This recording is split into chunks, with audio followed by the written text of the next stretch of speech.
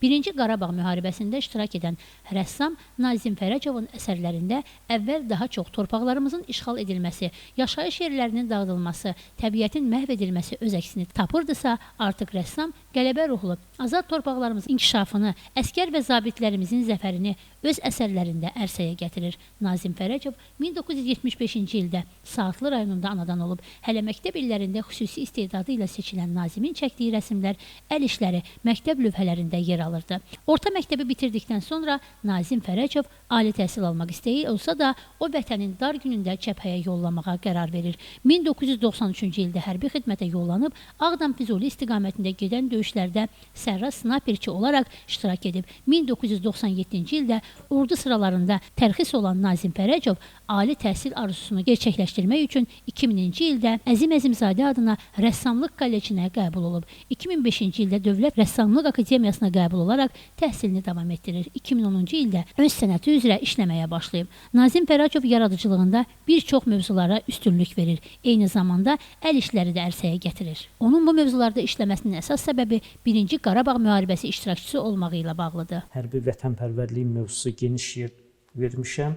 Bu artıq məndən asılı deyil, bu daxili aləmin məhsuludur.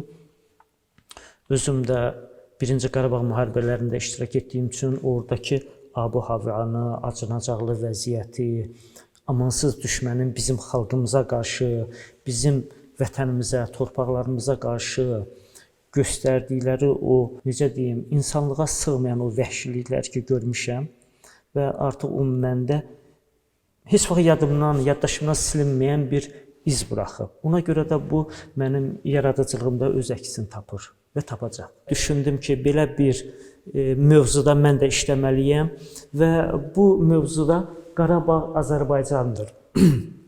Burada yazılara diqqət yetirsiniz, günəşə doğru gedir. Yəni artıq biz Qarabağı işğaldan azad etdik, işıqlı sabahlara doğru getdik, inkişafa doğru getdik. Bu gün də o özünü göstərir Qarabağdakı inkişaf layihələri və Azərbaycan zabitinin, əskərinin gənc nəslə örnək olmasını burada ifadə etməyə çalışmışam.